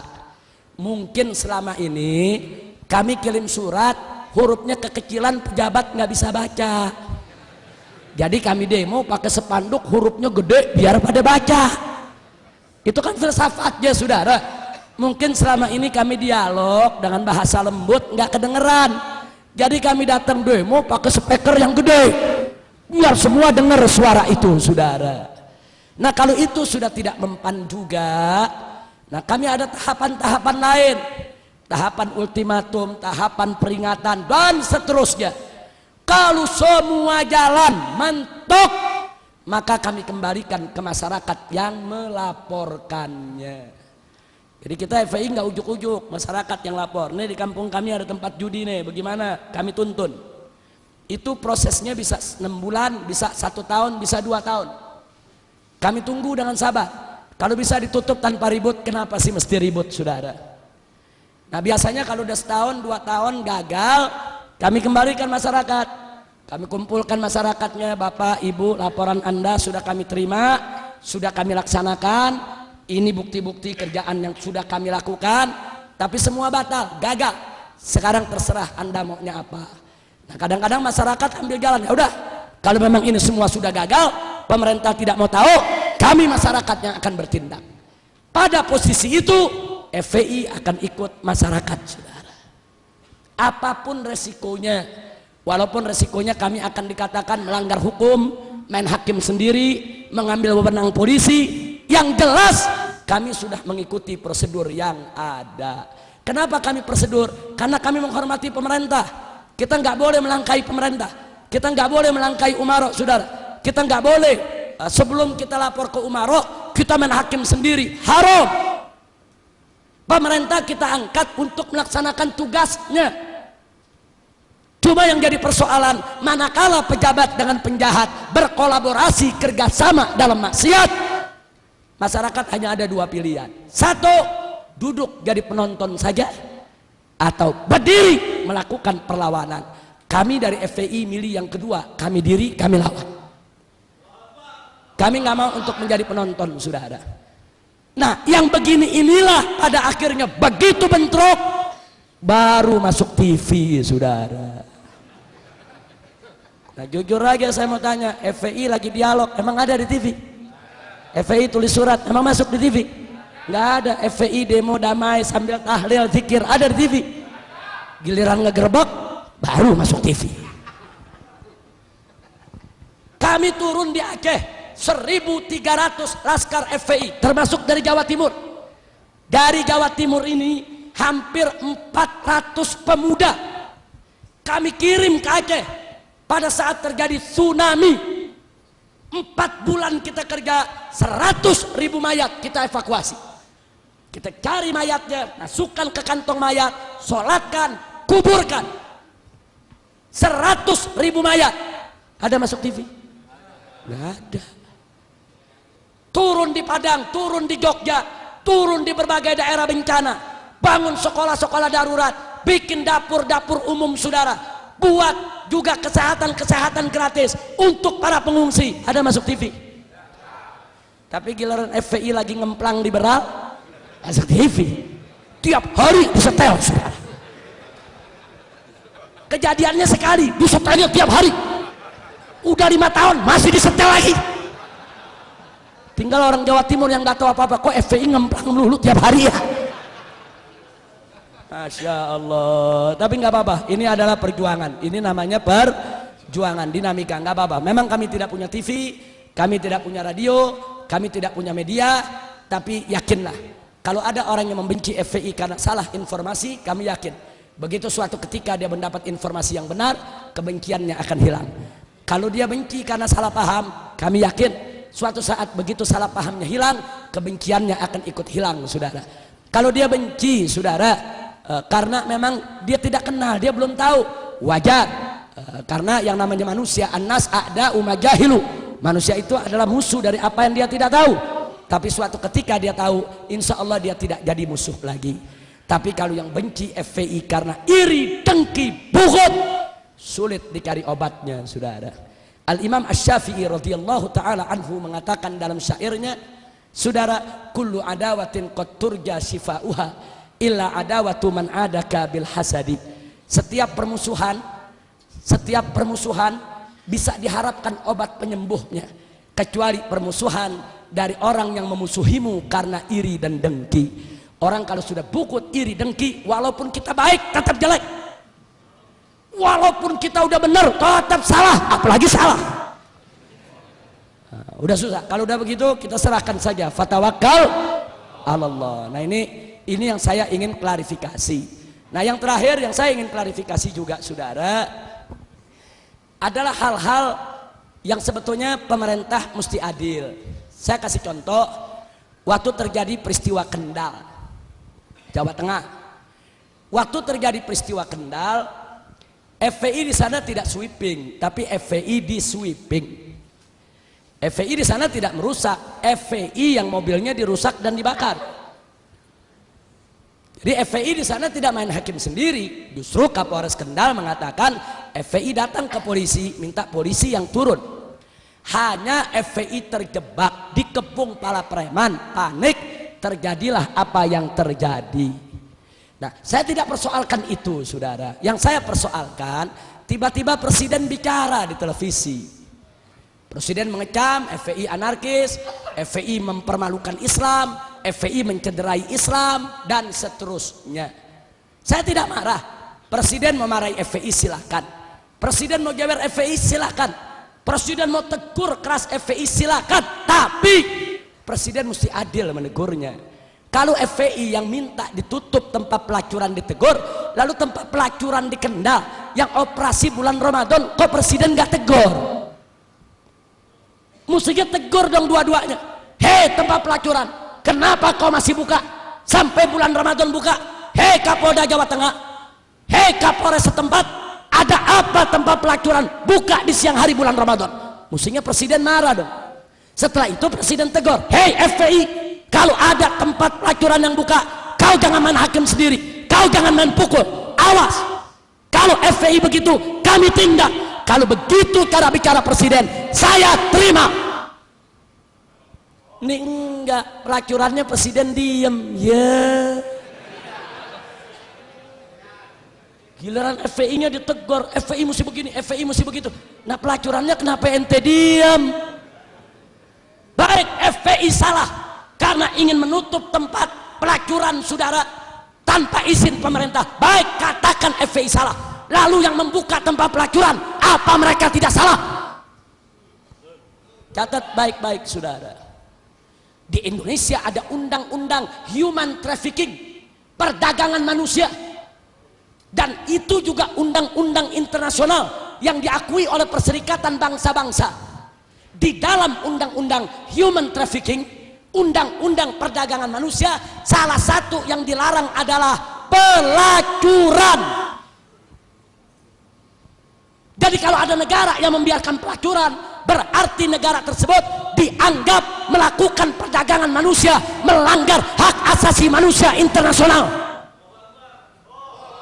Kalau FPI salah di bawah karena dianggap main hakim sendiri, presiden lebih besar kesalahannya karena membiarkan pelacuran yang sudah dilarang oleh undang-undang nasional maupun internasional. Nah, kan ini negara hukum saudara, kita mesti bicara berdasarkan hukum. Nah makanya begitu beliau bicara, saya lawan, saya jawab. Saya minta pertanggungjawaban. Baik, kalau mau bubarkan FPI silakan. Tapi kami minta bubarkan semua pelacuran di Indonesia. Jangan FPI bubar, pelacuran ente piara. Yeah. Kira-kira jelas tidak? Nah, jadi adil saudara. Kalau adil enggak apa-apa. Saya enggak pusing kok. FPI mau dibubarin saya enggak pusing.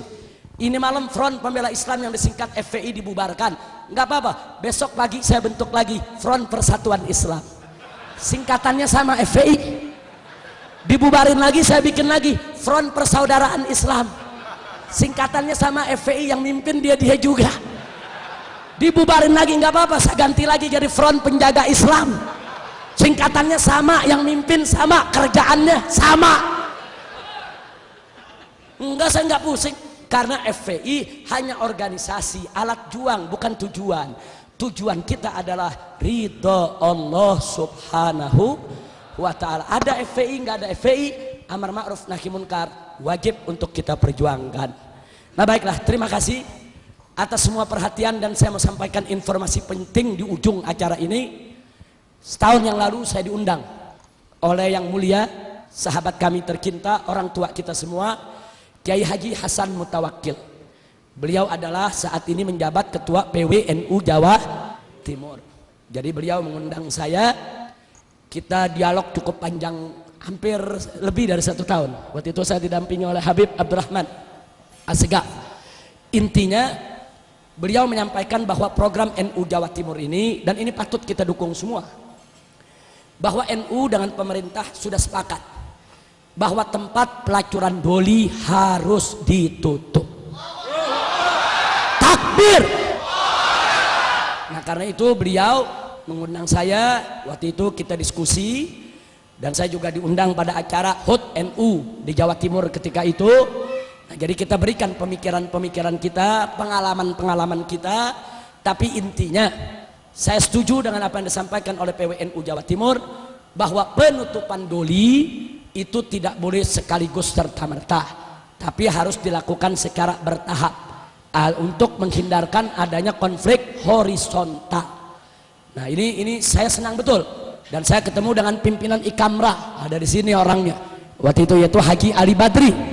Jadi waktu beliau jemput saya di airport, saya ngomong sama Haji Ali Badri, Haji Ali Badri, ini Jawa Timur terkenal banyak kiainya, banyak pesantrennya, banyak NU-nya, banyak majelis taklimnya, tapi luar biasa tempat pelacurannya paling gede se-Asia Tenggara. Haji Ali Badri dengar begitu nggak bisa tidur saudara. Tapi alhamdulillah akhirnya beliau dengan Ikamrahnya bergerak bareng dengan PWNU Jawa Timur, mendorong wali kota, mendorong gubernur, dan seterusnya. Insya Allah setahu saya saat ini sudah lebih dari 40%. Sudah lebih dari 40%, yaitu pelacur-pelacur yang ada di doli itu sudah disosialisasikan. sudah dikeluarkan dari Doli, sudah dikembalikan ke kampungnya masing-masing dengan diberikan pendidikan, keterampilan, dan diberikan modal supaya mereka tidak melacur lagi. Nah, sisa 60%. Nah, mudah-mudahan ke depan Doli betul-betul tutup dari Jawa Timur. Amin ya rabbal alamin. Saya katakan kepada Kiai Haji Hasan Mutawakkil, kalau NU di Indonesia sudah bangkit untuk melawan kemunkaran, saya yakin insya Allah nggak lama lagi kemunkaran punah dari Republik ini, saudara. Biarkan NU yang menjadi lokomotif, kami siap untuk menjadi gerbongnya, untuk mendukung NU, karena NU adalah orang tua kami. NU adalah rumah besar Ahlus Sunnah wal Jamaah. Maka itu saya mau tanya semua yang ada di sini, siap berjuang? Siap dukung NU Jawa Timur? Siap untuk menutup Doli? Siap menegakkan yang hak? Siap melawan kemunkaran? Takbir! Alhamdulillah. Nah, itu yang saya mau sampaikan, saudara. Nah, ada lagi berita lain. Kiai Haji Hasan Mutawakkil juga meminta, Habib, tolong berikan sokongan sepenuhnya oleh saudara-saudara kami di FPI, karena kami juga kiai-kiai di Jawa Timur yang istiqomah ingin berjuang membersihkan NU dari pengaruh-pengaruh liberal, saudara. Karena banyak penyusup-penyusup yang ngaku-ngaku NU padahal liberal, betul? Nah, sekarang saya mau tanya, NU itu liberal atau Ahlus Sunnah? NU itu liberal atau Ahlus Sunnah? Siap bersihkan NU dari liberal? Siap bersihkan NU dari liberal? Siap lawan liberal? Takbir! Allahu Akbar! Sallu ala Nabi. Salatullah salamullah ala Rasulillah. Salatullah salamullah ala Yasin Habibillah. Semua salatullah salamullah Rasulillah. Salatullah salamullah ala Yasin Habibillah. Tawassalna bismillah wa bil hadi Rasulillah. Tawassalna bismillah wa bil hadi Rasulillah wa kulli mujahidin lillah bi ahlil badri ya Allah. Salatullah ala Taha Rasulillah. Salatullah salamullah ala Yasin Habibillah. Ilahi salimil ummah minal afati wan nikmah. Ilahi salimil ummah minal afati wan nikmah. Wa min hammi wa min umma bi ahlil badri ya Allah. Salatullah salamullah ala Taha Rasulillah. Salatullah salamullah ala Yasin Habibillah. Ilahi kfir wa akrimna binil matalib minna. Ilahi kfir wa akrimna binil matalib minna wa dafi masaatina bi ahlil badri ya Allah. Salatullah salamullah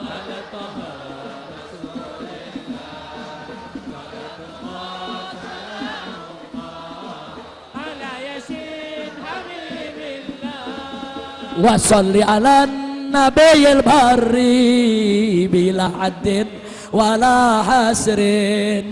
Wa salli ala nabiyil barri bila haddin wala hasrin wa ali sadatin ghurrin bi ahlil badri ya Allah. Salatullah salamullah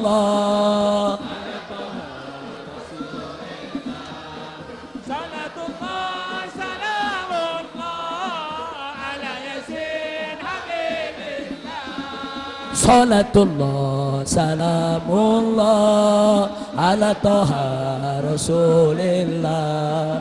Salatullah salamullah ala yasin habibillah. Salatullah ilahana ya ghaffarudz dzunub wa ya sattarul uyub wa ya mufarrijal kurub wa ya muqallibal qulub ighfir dzunubana wastur uyubana wa farrij kurubana wa thabbit qulubana ala dinik ilahana.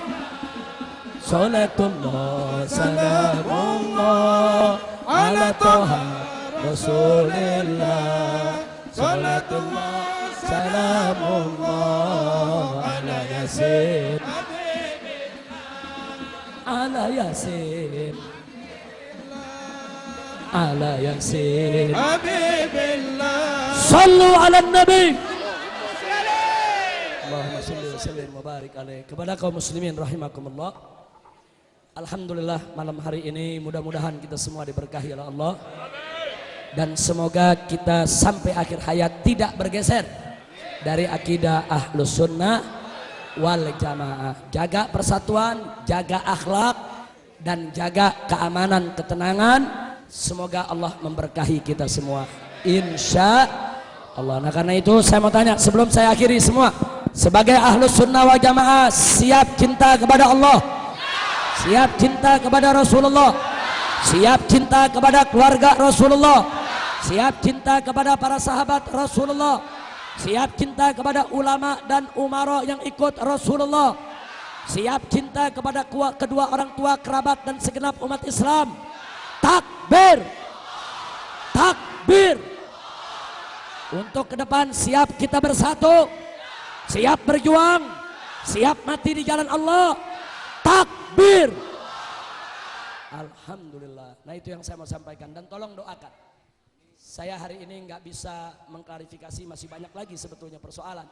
Ada persoalan Lamongan, ada masalah Miss Wood di Bali, ada masalah-masalah yang lainnya. Tapi tolong doakan, mudah-mudahan sampai akhir hayat kita semua umat Islam tidak akan bergeser untuk menegakkan Islam di bumi Indonesia yang tercinta. Amin ya rabbal alamin. Nah, saya perkenalkan, saya datang tidak sendiri, saya didampingi oleh kawan-kawan.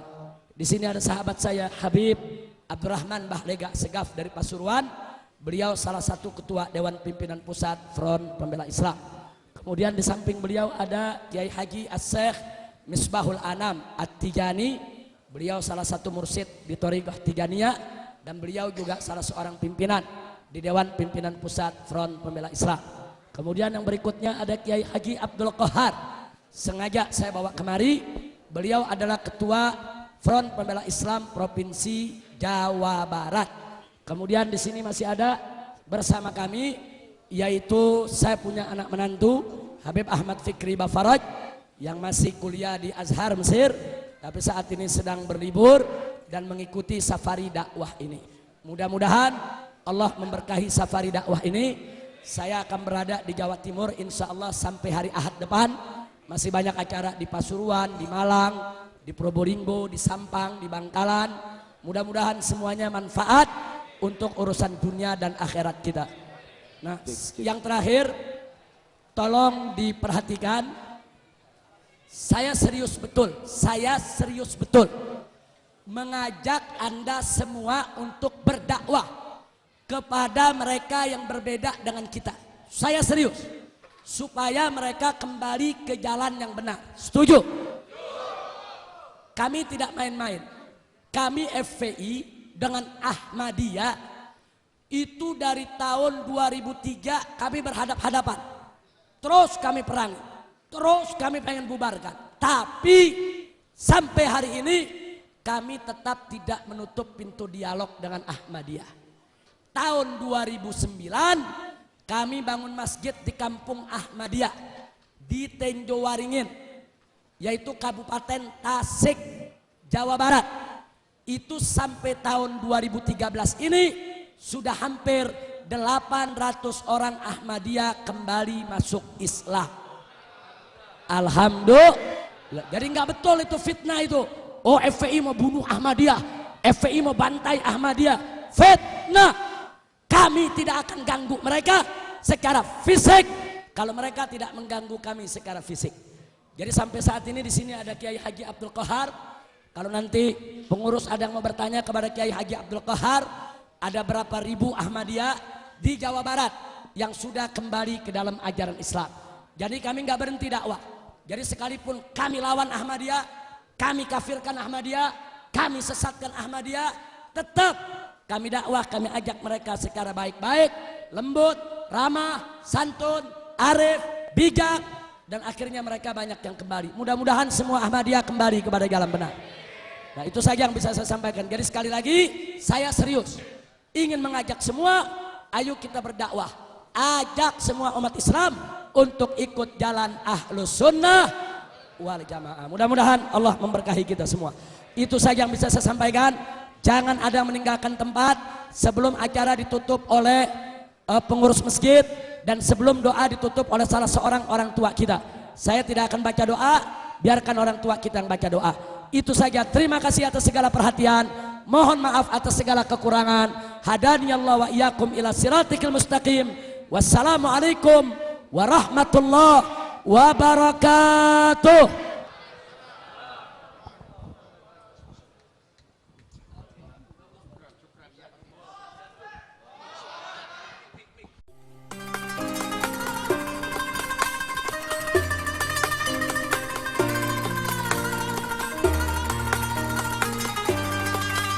ارحمنا برحمتك